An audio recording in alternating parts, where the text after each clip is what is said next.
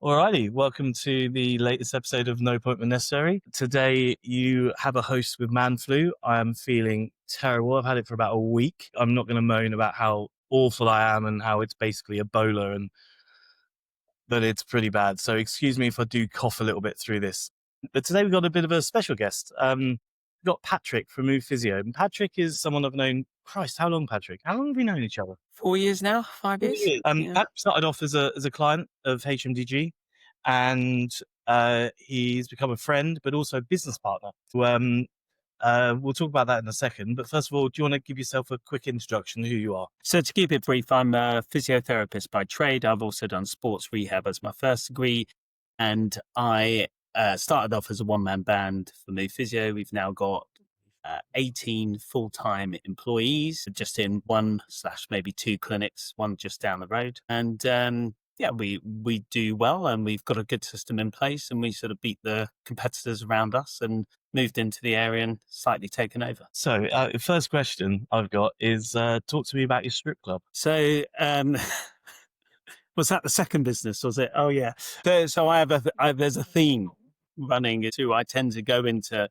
places where there used to be women dressed in not a lot, and so I have taken over a strip bar and made it white and medical, and then I've also taken over a coyote club with girls dancing on the bars. I might have frequented them when there was girls about just to test out the premises, Back in the 90s. So there's a bit of a theme which my friends happily comment on, and lots of people still comment about the strip club, and wives as well as husbands. It's a great story, though. It's a great story, and actually, I think probably it would put a lot of people off. I guess it's you take over a strip club, which is actually a brilliant location, right? It's a great location, brilliant size. But I guess initially it must have been a little bit of a worry about taking it over and putting a medical establishment in there.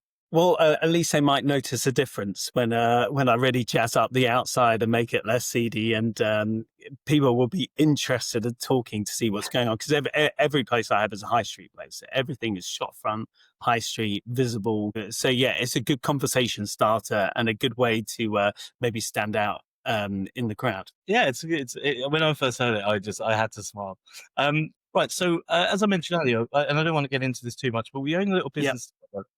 Called MSK Neds, and we put that together because I think initially for me it was really interesting seeing people like yourself running really credible businesses that were just doing so well. And people kept asking me questions. They kept saying, Michael, how do you do this within your clinic, and how do you do that? And I have no bloody idea. I've never barely set foot in a clinic, but you do. And so what we did was, on my side, I've got commercial and the marketing skills, and on your side, you've got the clinical skills and how to actually run the business. And so we set up a little company helping other people, other clinic owners who are at all different stages, from the sort of who want to exit for millions of pounds to I'm a relatively small business turning over 300,000-400,000. Yeah.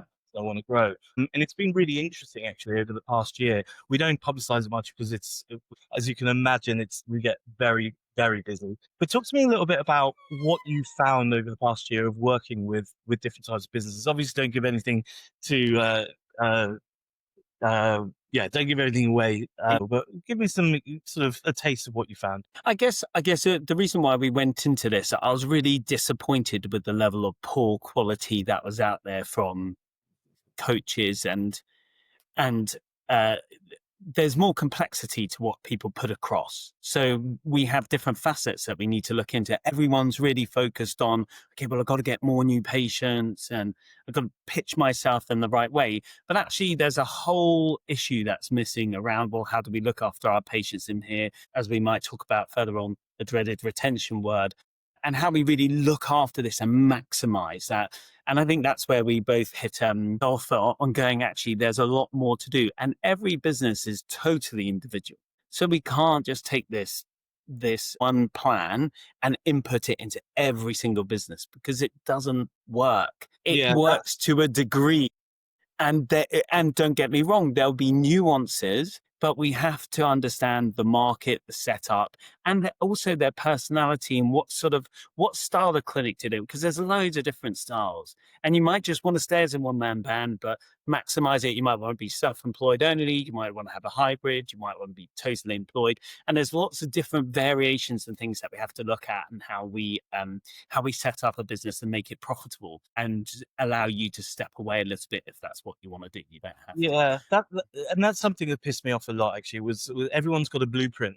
Everyone's got the way to run a clinic and the way to make money, and a lot of people are out there selling exactly the same thing to everyone. These are the 10 things you must do.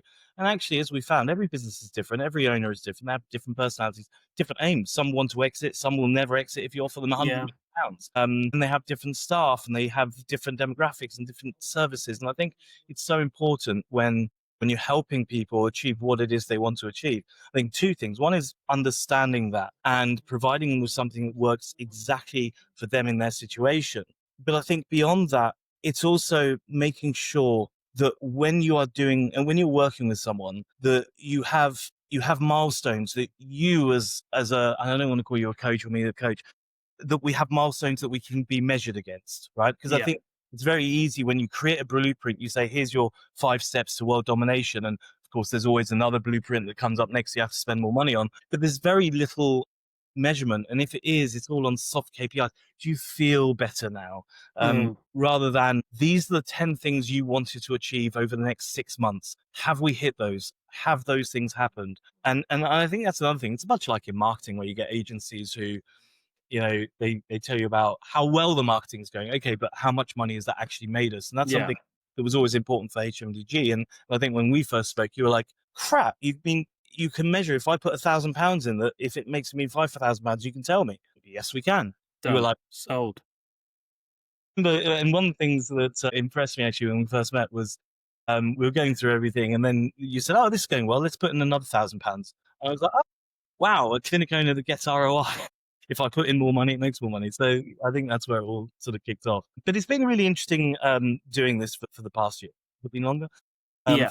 doing a bit. I think it's going to inform a little bit of what we talk about. But some things that I think are really interesting, particularly about your clinic. And I want to sort of touch on the fact that you've built an ecosystem of different services throughout the business. And it's almost like an Apple ecosystem, right? You got your AirPods and your earpods and your iPod Mm. and your iPhone, and you put that all together and you've kind of created that within the patient journey. And so that dreaded word retention, I don't think you ever even need to think about it because I don't know what your No. retention rate is, 30 or 40 or whatever it is.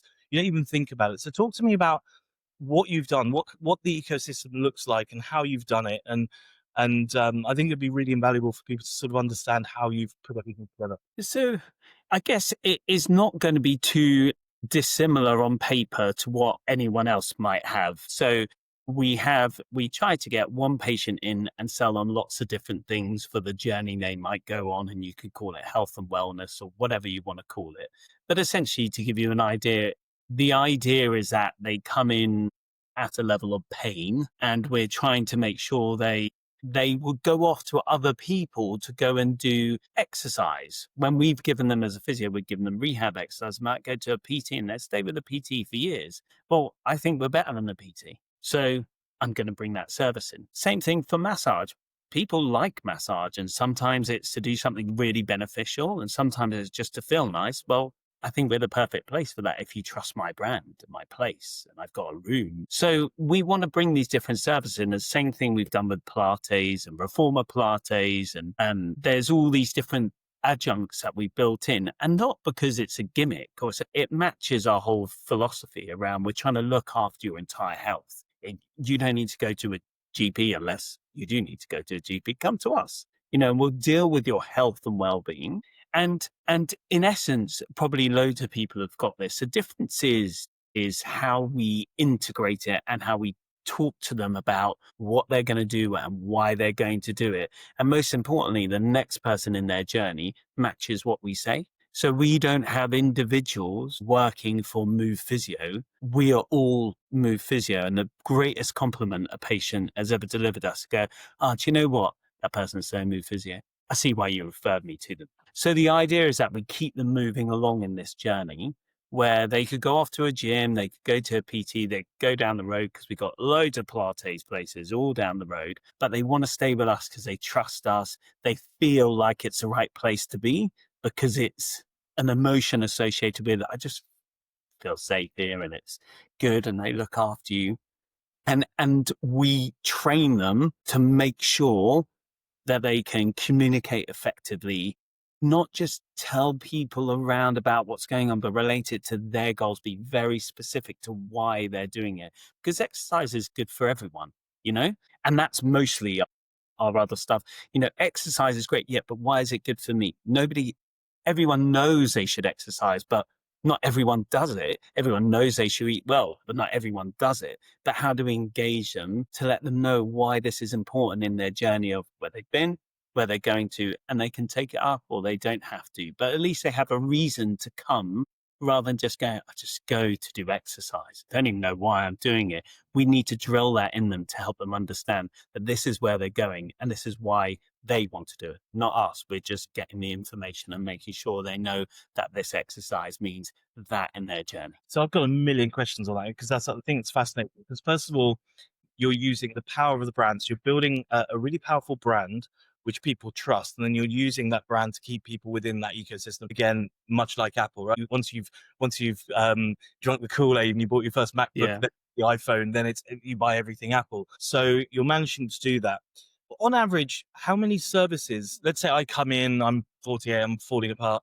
How many services am I kind of going through as an average patient? So an average patient is going to touch on a lot, but I'd say on average, they're touching 3 services and that could be for extended periods of time. So if you're in, I've got people who I didn't actually know were still coming to my company because I was the one man, but I was doing the physio, the Pilates, I was doing it all. And, I met her at the door and I'm like, I still come to your Pilates class. It's not me doing it anymore, but it's 5.5 years later, she won't miss it you know Mm, so they could be going for an extremely long time. I mean, retention rate on that is going to be through the roof. yeah. But the touch point is generally around 3, and that would be that you're doing physio typically first and then you move into Pilates and you might be doing some massage and things like that, and that could be going on and off for a long period of time.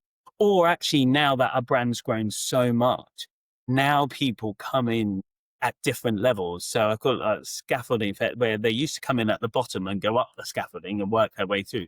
And now they're coming in for PT and for Pilates because they've heard about those services and how good they are, because predominantly with physio. So it was trying to build those services and make them powerful within the area that people have a touch point with us at that point, and then they'll move down into our physio if they went to need it. Because that's interesting as well, because generally people are always going to come in at the bottom. I'm in pain. I Hmm. need physio. But with you, you've managed to make it so that people are bypassing that and they go Yeah, straight into strength conditioning or correct. whatever it is. Well, not even massage, but Pilates or whatever, which is super interesting. One of the things I guess I'm sure actually people are going to ask is, how the fuck do you get your physios to sell so well? Because you used the word sell earlier. Yeah. How do you get them? I think it's really important. So there's always an emotion associated with KPIs and things like that that we look at. But in essence, we sell ourselves all the time. Everyone's scared of this word. I sold myself to my girlfriend, who is now my wife. Am I that same person that I sold to her? No, I wasn't.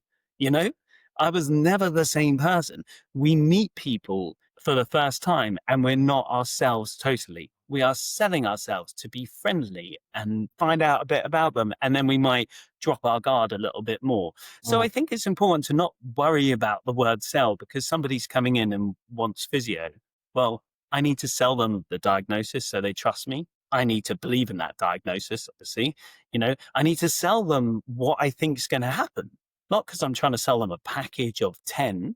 I don't know exactly what's going to happen, but I need to sell the fact that I know it's probably going to take about this amount of time based on research. But I'm also selling on the fact that I'm not 100% certain exactly how long it's going to take because nobody knows. But I need to be confident in that. So I think there's a level of a few things. So it's the confidence of being non-specific sometimes because we have to be, because otherwise we're lying. We have to be very clear in our communication and concise. The more concise we are, the more we can deliver it, the better our retention rate is or a rebooking rate. And we work on that with employees immediately from the get go. And we watch it and we give them little tips on how they can communicate. And we find out it's because, oh, I have an insurance client and their rebooking rate's really high, and it comes to self paying and its rebooking is really low. So the difference is somebody has to pay for themselves. But that person's making a decision on, well, why, if they both have lower back pain, why am I allowing this person to come this frequently, this many times? But I'm suggesting or intimating that this person's not allowed to because of my beliefs. Give Mm. them the options. You know, we're not forcing them, but just give them the option on this is why I want them to come in, come back to why, have a meaning. You know, why do I want to see them this frequently? Well, I want to get their pain under control and we really want to calm things down. And then once things get going, if they feel confident with their exercise, and if I feel confident with them doing their exercises, we can space things out. But if they're rubbish at doing their exercises and never get them done, I'm not going to leave them for 2-3 weeks to crack on with the exercises they're never going to do. I'm going to hold them accountable because it's my job to look after them, to make sure they deliver, because then they're happy, but also I'm happy because I've done my job. Yeah, the point about selling is really interesting because I sold Hannah a boys' trip to Mykonos not so long ago. Yeah, you're constantly sort of you're Yeah. selling, but I think a lot of the time, particularly in clinic, it's not selling. It's just selling is a natural part of education, right? Yeah. Educate people. So if you're talking to a patient, you're talking to me, Michael, this is what's wrong. This is what it's going to look like. This is where we're going to progress. This is what I need you to do, and what I think is the best option and the best route for you. You've just sold me something. I'm just going to do it if I trust you. Yeah. And I trust the brand. I trust you as a Yeah. clinician. You tell me I need 20 sessions over the next 2 days. I mean, not that you would ever say that, but you know what I mean. You would do it. Yeah.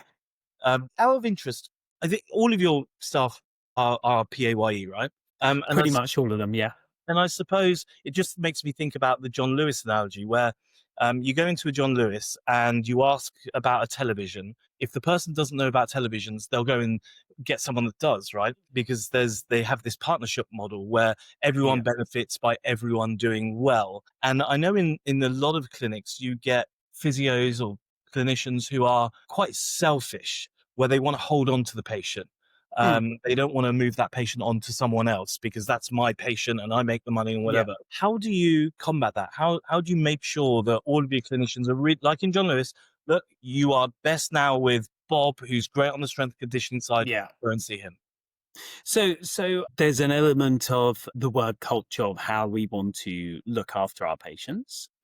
There is an element of everyone's PAYE, so they're still going to get paid no matter what. And then we look at the way we look at performance and reviewing is we look at several different things and they get reviewed. And when we say review, we have a conversation with them and they reflect on what they've done. They have certain things that we want to look at. And it might be, so recently somebody's doing fantastically well, we have a new starter on board. So I'm like, you're doing so well. You're doing really well. Your retention rate good, rebooking rate's good. Cool. So now your challenge is to feed our network. So if you've got somebody who needs Pilates, refer them over to this person. If you've got somebody who needs PT, refer them over here because they're not a physio. Mm. And, you know, I look today, they're fully booked the whole of today. They're 2 weeks in. You know, they're fully booked for most of this week because my team want to do a good thing because I'm going to fill them up anyway. So it's about wanting to do the right things, but you need to get rewarded at the end of the day. You need to get paid, and they know they will because they trust me, because I have reviews and performance in place to go, this is what you need to do to achieve this. And some of the KPIs are really straightforward, and some are harder, and some are about them. Some are about other people, like feeding the whole business. Because if the business does really well, everyone does really well. And some of it is about how they help, like, run and not necessarily run the business, but make the business look. So if they're there clearing stuff up in the gym because it's a bit messy, or if they're helping my admin team out and they'll ping me a line and go, FYI, this person has been so good for us. Like, that's what I reward, because that's how I'll be viewed by my customers who pay us. And that enables us to grow bigger without me having to micromanage every area, because everyone's just buying into the idea of this is where I want to be and this is what I want to do. And I want to feel happy about my job rather than just go, screw everyone, like people, it's me. And it comes back to what I said earlier. I've had people who have a name. I say, you're working, you working in Move Physio. I'm not interested in that. I want you as Move Physio. Everyone should feel and think in a similar way and want to do the best they can. And if you're there not doing that, you're a leech on my business and you don't fit the culture. And it's best that it's not the right place, because I can't have that, because you ruin what we're trying to create. Yeah, I know you're not worried about firing people if they're not right for the business. But No. it's interesting, isn't it? Like for us as HMDG, it's actually quite easy to build a culture. It's very easy because this is the kind of company we are. We can do all these lovely things with company trips, and yeah, as a corporate, you can do all these different sort of things. And often it's much more difficult within clinics. So the amount of times I've said to someone, "Oh, do you do get-togethers?" No, the staff they don't want to do it in the evening because they're Yeah. not getting paid. Oh, do they change the loo roll if there's some missing? No, they don't do that. And essentially, Yeah. people they almost feel like room renters rather Yeah. than really part of Yeah. your business. And it's really fascinating how you've culturally just brought them all in to become a team of people who really do care. And I remember you were on holiday again. He's always on bloody holiday. You were on holiday, and you said that your practice manager was getting a bit annoyed because you kept calling in asking how things are going, and she was like, "You're on Yeah. holiday. Shut up. Leave us alone. It's all going smoothly." Yeah, well, then I came back another time and I was like, "Oh, I didn't talk to her. I don't talk to her now when I'm on holiday. No check-ins, nothing." I go, "Oh, sound like it went pretty well since I was away." She's like, "No, this went wrong, that went wrong, that went wrong," sort of. And she just sorts it all out. Or my team, her and my team sort it all out. They don't bother me. But also I put stuff in place to make sure they don't need to bother me, so they can run the business. What is the secret to that? Because I think everyone's, even those with really great clinics, are probably sat there thinking, "God, I wish my team were more invested." Like if there was not that there was secret as such, but I how, mean, I've got it wrong quite a few times. I've learned from my mistakes. I'm happy, as we talked about, I'm happy to take it on the chin and go, that's my mistake. And either I can turn it around, so I train them. This is what I want. This is why we're doing. And if I can't do that, then I have to hold my hands up and say it's not right. You know, but we've been lucky enough in certain ways to find the right people who want to be invested, and we give them opportunity, to grow, and I train them. It's all so about training. I do not back off the training. There's a so lot of training. I get the training, but you can only train the right people. So one Yeah. question I have then is, what are the things that you look for in a clinician that are going to make them right for your business? Is there anything that's sort of Yeah, so I mean, we are still working on this because again, we're not perfect. We don't get it right. I'm not Mystic Meg and have this ball that I can see into, but if you're old enough, you might get that part. But it is so we try to make sure that we look into their personality type a lot. I have a bit, not a lot of training, but enough training to try and read the personality type that I'm interested in, that my patient's going to be interested in. So it's likability, it's a level of empathy. We do a speed dating question, which is your 3 adjectives your friends will use to describe you.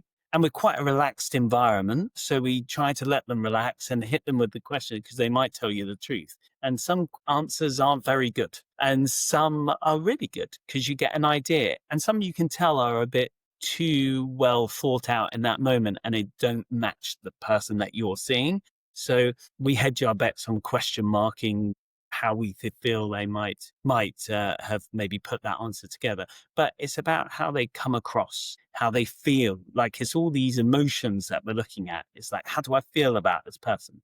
So that's from a communication assessment side and personality type. And then we have the clinical side, is all about thinking on your feet. So I don't care if you get it right or wrong. I'm not going to stay there silently. I'm going to ask you enough questions to push you down certain roads and make you change, and see if you've got the adaptability. See if you can think on your feet. If that exercise, I give them an exercise and they make it easier, harder, bit in the middle, show me something else. can't change the exercise. Oh, I'll change and move. No, can't change it. Just adapt it, tweak it, change it.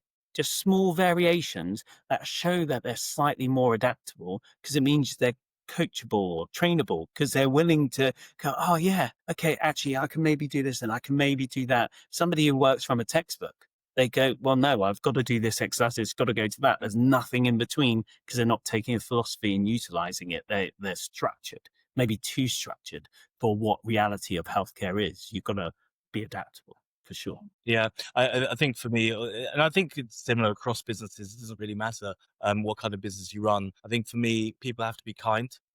Yeah, And totally. I certainly don't want anyone on either side of the political spectrum too strongly. Hmm. You got to be careful about that. I used to do a thing where you take them for a cup of coffee. If they don't say thank you to the person serving them, Yeah, they are out. yeah, Got to be able to treat everyone in a nice way. I like people who will talk back to me. I always say to every person that joins the company, if in the first week you haven't said, Michael, this is stupid, this is shit, we can improve things this way, then we've hired the wrong person. Because I want people to come in and objectively look at things. Because it's very easy, as you know, in business, to kind of go, oh, this is all perfect, yeah, and then continue doing things that aren't perfect. And it's nice to get someone from the outside go, this is not perfect. What the bloody hell are you doing? So these are some yeah, that I kind of look for, because I want someone with a strong personality. Not so much so they're going to piss everybody else off, but we yeah. want independent thinkers, like you said, that can think on their feet as well. Yeah, definitely. And I think, that's why feedback's good. I wait for bad feedback. I love bad feedback in a nice way, because it helps me grow. If Yeah. everyone's saying it's great, well, maybe it's great to you, but it's not great to me, because I know there's issues to improve. I want to know what they are. And so it's all these things, but I hate getting it, but I sort of love getting it. And I, there's always got to be a reaction. I think in our onboarding email, which I wrote years and years ago, I'm sure it says something like, we get tons of really nice feedback about how wonderful we are. That's somewhat useless to us. I want Yeah. to hear where we don't do things right. So Yeah. never be afraid to message me and say, Michael, I don't think this is good, or I'm unhappy with that, because I too, as much as I say I welcome it, it ruins my weekend. But the point is, it's really important, because the only way you grow is by learning. So Yeah, I totally. want that negativity. Yeah, and we have a really good feedback system that goes out to all clients at certain times. So it's after 3 sessions of physio and other timelines based on the services. But it's an NPS scale, but it's a sliding scale, and it has different questions as a result of what they put in to enable the right communication from them. Obviously, if we got one, I have the chance for them to just go straight and say, "Boom, tell me, we're going to get a manager, drop your email and done." If they're sort of like 8s, for example, or 7s, or I think it's 8 and 7. It's like, okay, well, these are the reasons why well, I really liked you. So how can we improve? How can we get to 10? Well, I Mm. really like this, but this, somebody put, the room was a bit cold. Cool. Yeah, we're in October. Like, who hasn't got the heating on? Well, I'm a bit hot. Cool. Well, doesn't matter about you. What else could we do? And Yeah. we got heated blankets underneath our things to try and get them warm, but keep the therapist cooler. And you've got to react to it, because the easy answer is, I go, well, therapist, put on the heating, because that's what the patient asked for. They're going, well, what about me? And it's trying to find that bit in between where you go, well, let's problem solve this. What could we all do to make things better for everyone? How do you, so with the information that comes back, how do you share that with the team? Do you have a system in place, or how's that done? Yeah, well, it depends on what type of feedback we get. Every single 10 or good feedback we get is straight out to the whole team. Everyone knows, kudos from everyone, because it's all of us working together. It's not just the therapist herself, it's bits about the reception team. It's easy, it's like checklists. So they don't have to spend time on it. It's just like us, why, and we pick out the things that we're interested in: cleanliness, been team therapist, effectiveness, whatever, and then we just ping it out to the team. Anything that we get that we can improve on, we quickly think about it at a leadership team level and just go, what's the solution? Let's go in and find one, get it done, deliver it, check it. Don't just deliver stuff, check it, recheck it, recheck it, add it to your autumn list. Make sure the heating's on, make sure the blankets are back into all the beds. Remind everyone. So there's this whole process around what we do. And then obviously, if it's really bad feedback, then we go and get straight onto them with a plan of how and it's never a fight. It's a explanation around, well, these things have happened, why, and this is a reason, and how we're going to rectify it. Yeah. Okay, fascinating. Right, I'm going to just hit you with top fives Okay. and just things that I've come up with that I think would be quite interesting for people. So part of it from some of the things we've learned as well over the last year, and that I've learned actually speaking to clinic for a long time. But let's start with the top five problems that you see within businesses that struggle to grow or make profit. What are the top five problems that you'll see? So I think in essence it's how you look after your patients. That's the biggest thing I see time and time again. The numbers, their KPIs are not being watched carefully enough about what happens once a patient arrives within the clinic. They look at the new patients all the times. They're looking at everything, but they don't truly know what the rebooking rate should be. They truly don't understand. There's lots of KPIs you can have, but if there's clusters that we need to look at constantly to just know that that KPI is truly saying what it's saying. And that helps us build quicker a clinician and helps them stay busier so that all these new patients don't need to be fed into that person. Then they can move on to the next person. And that's how we expand and grow. And that's where people go really wrong. That's my biggest one. And then um, what else goes wrong? So you've got yourself as a person and you do really well. One man band, scale up. You can't expect the next person to be as good as you. And generally, it's not, they could be an amazing clinician, but it's people to people basis. You've got to connect with them. So it's all about training them to connect with the right person, and you can get lucky and get the right person in.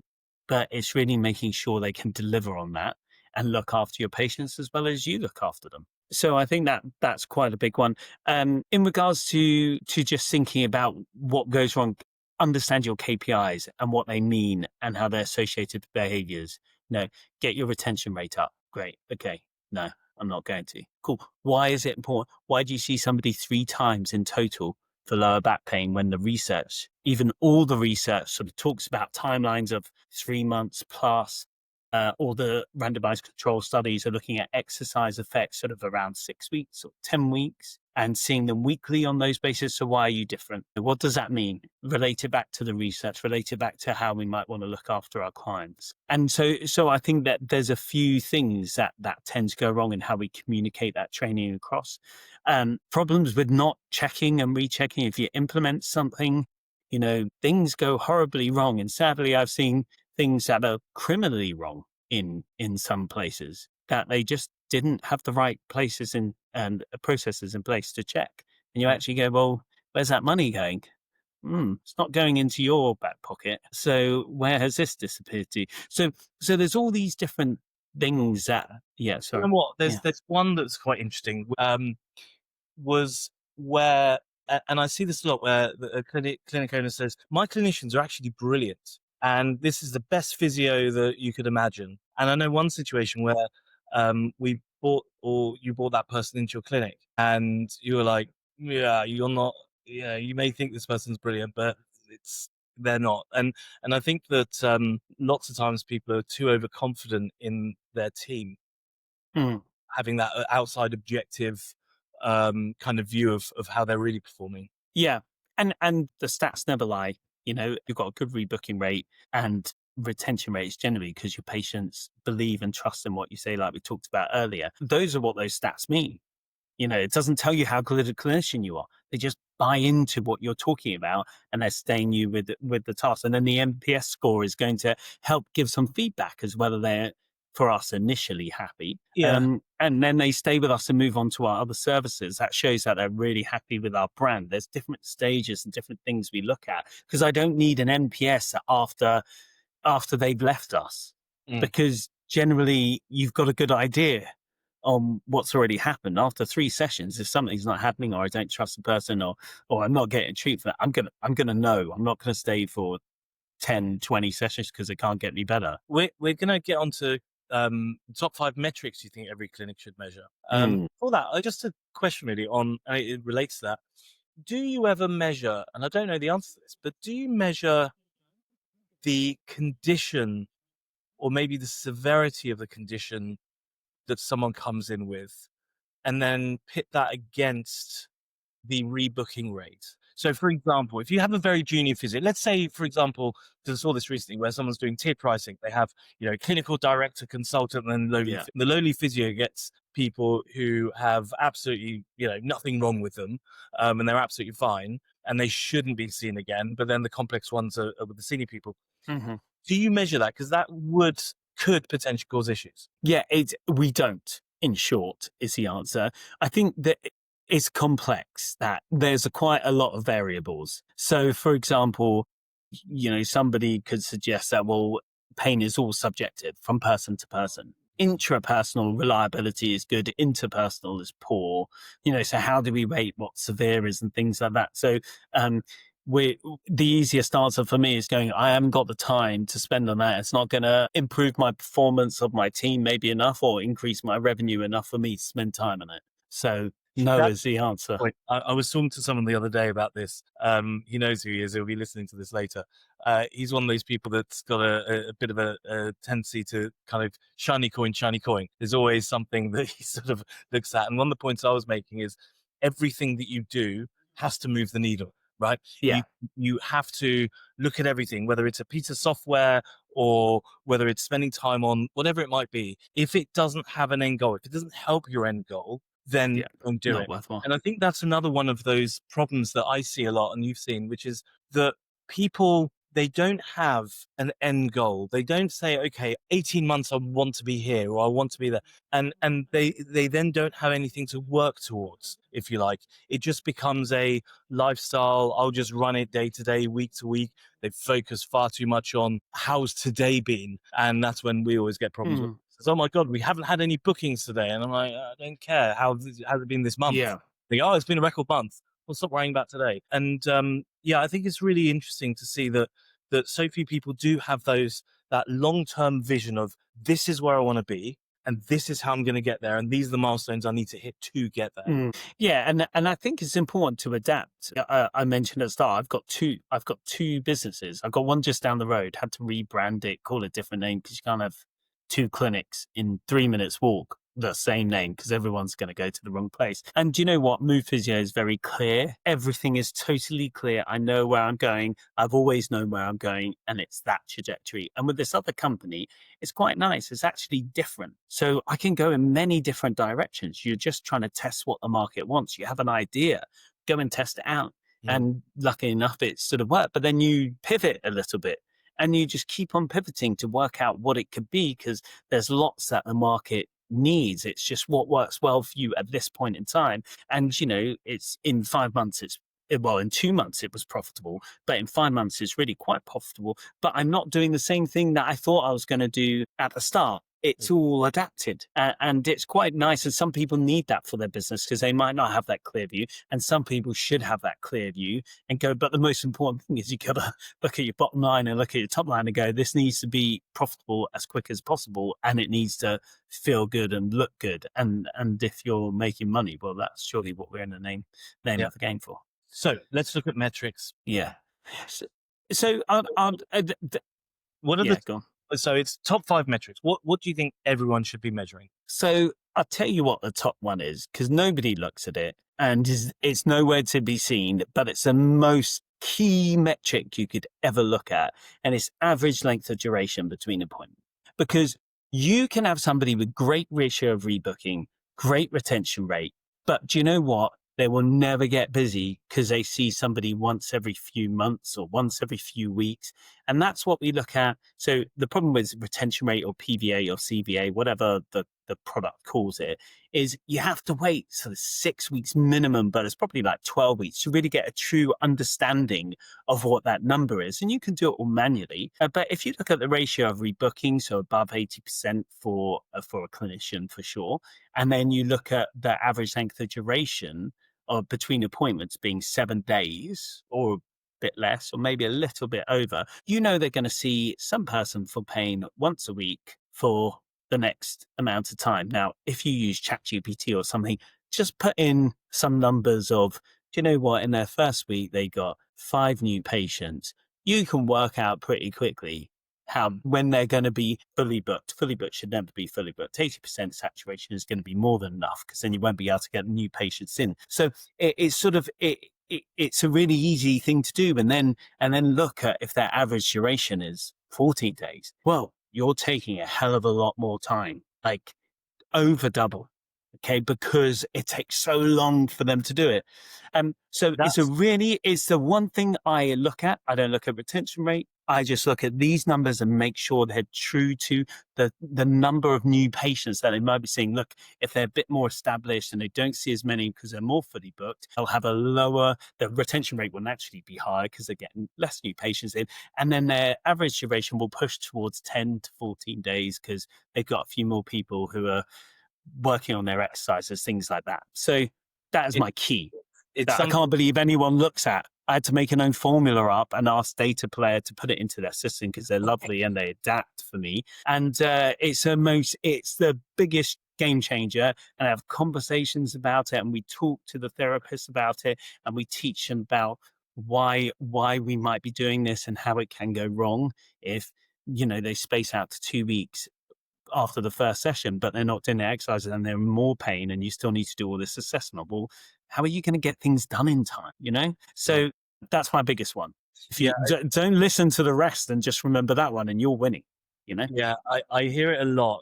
My physio is seeing lots of patients in first appointments, but I just can't fill up their list. They're just not getting Yeah, busy. And I always ask, that's what's the the answer. average time between their appointments? Yeah, And of course, not one person has ever said, oh, it's 2 days, 4 days. yeah. Okay, so your number one is average time of Number one, doing that ratio of rebookings, the amount of patients that they rebook to the attrition rate of it, and you can do that in discharging and things like that. It should be a oh, explain that. minimum Hold on, 80%. hold on. You just rabbited that off.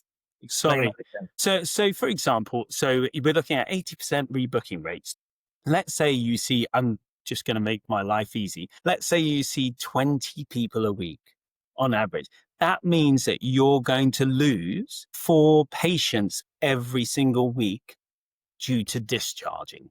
Now, that's even a little bit too much when we look at maybe how many new patients have come in at one time and depending on all those stats. But that's reasonable to say that you're going to lose that many patients. So 80% is a minimum. And then really, if you're good, you'll be around 85 to 90. Because you won't need to see so many new patients, and you're not actually losing those patients because if you look at your referrals and stuff like that, they're probably moving on to some other services within your clinic because you're going to pay for one person through HMDG to get that one person on your Google ads, and then you're going to make sure they stay with you because you've got an amazing brand and products that are much better than anyone else out there, and your lifetime value of that customer improves significantly. Okay, next metric. So the next metrics that you do have to look at your CVA PVA retention rate. It is important. So I would always look at that, and I'll add on the next bit is your new patients.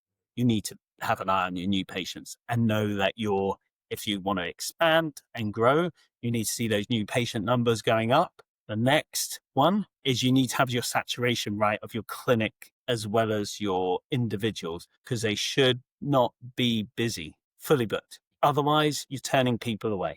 And you don't know it because you're like, well, the new patients aren't coming in. Just try it out. Just try getting a new person in and working the theory. And I did that earlier this year and went to the most number of people we've ever had. And I did it by adding 3 more people in because I was growing another site just down the road. So it's the same pool of people. And we jumped. And if I didn't, but I was looking and they were less busy than, so the saturation rate was lower for each individual, but my overall new patient revenue, everything's gone up. And the potential for scope is then to drive into that because I've got space.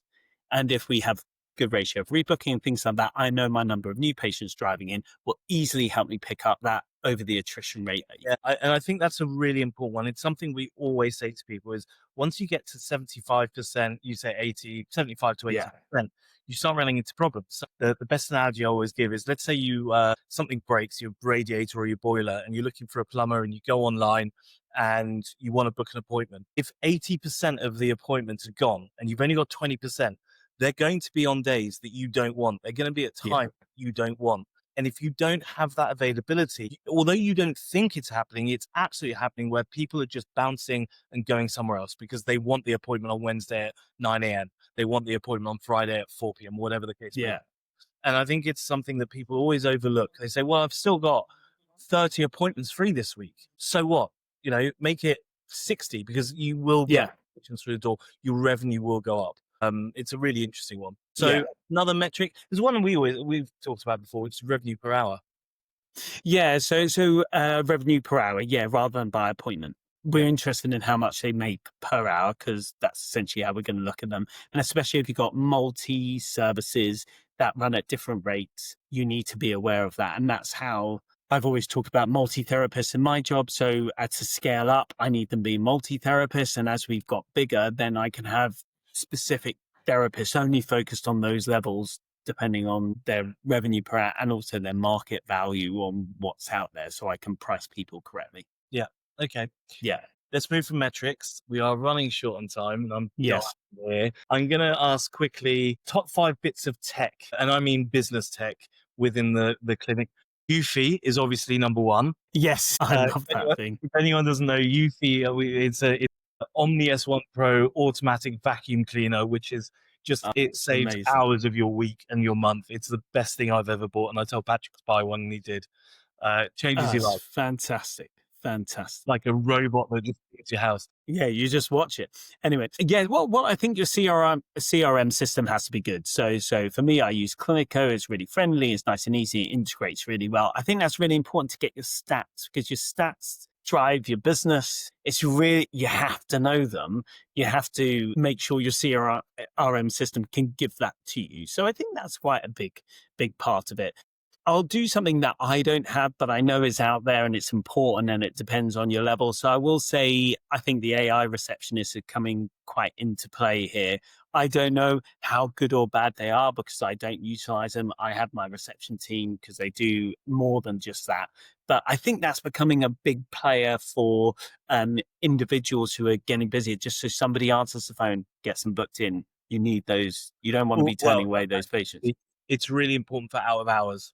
So if Yeah. you're closed on a Saturday or a Sunday or after 6 p.m., it's really great to have a system that can answer the phone and book people in and do all of that stuff. Because otherwise, you are dropping people off. So Yeah. you should definitely get on that. For me, because it gives me all my stats, data player. So data player for me, or any other systems that give it to you. But what I like about data player is they've allowed me to adapt things. I give them formulas that I want them to look at and try to deliver the average hours between appointments. Nowhere else has that. So how do I do it? I don't want to do it manually. So that's been really quite helpful for us. Some form of, I mean, these are the basics, isn't it? Some form of thing like MailChimp or something like that. You should be accessing your clients. You don't have to drill them all the time.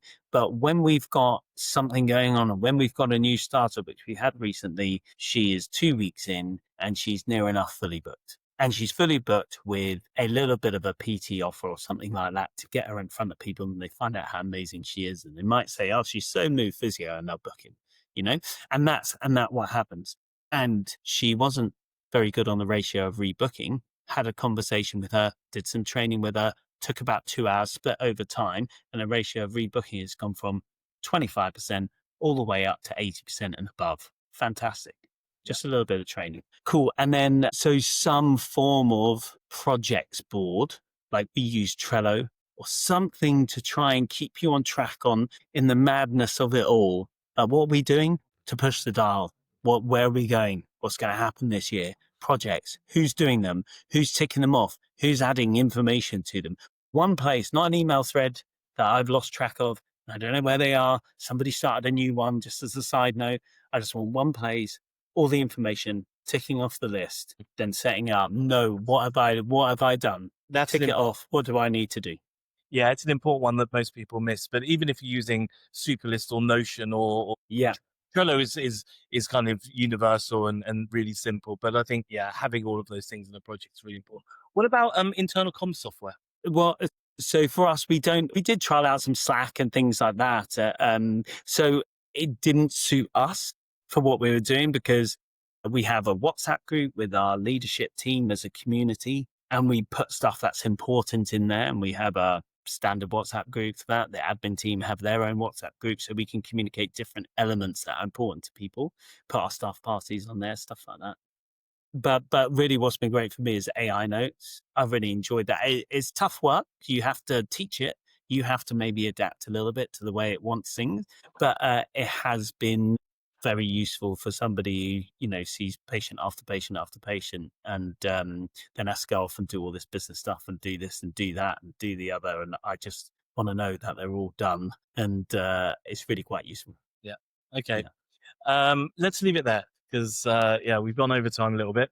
Thank Yeah. you very much. We may do another. I mean, we may do another one because I think there's a lot of stuff we can still talk about that people will find super, super interesting. If anyone is interested in working with Patrick, then pop you an email, I suppose, patrick@movephysio.co.uk. I will warn you, you will go on a waiting list. It is, Yeah. yeah, you will have to chat with me. Yeah. But thank you very much, Patrick. And Lovely. Cool. Get well soon.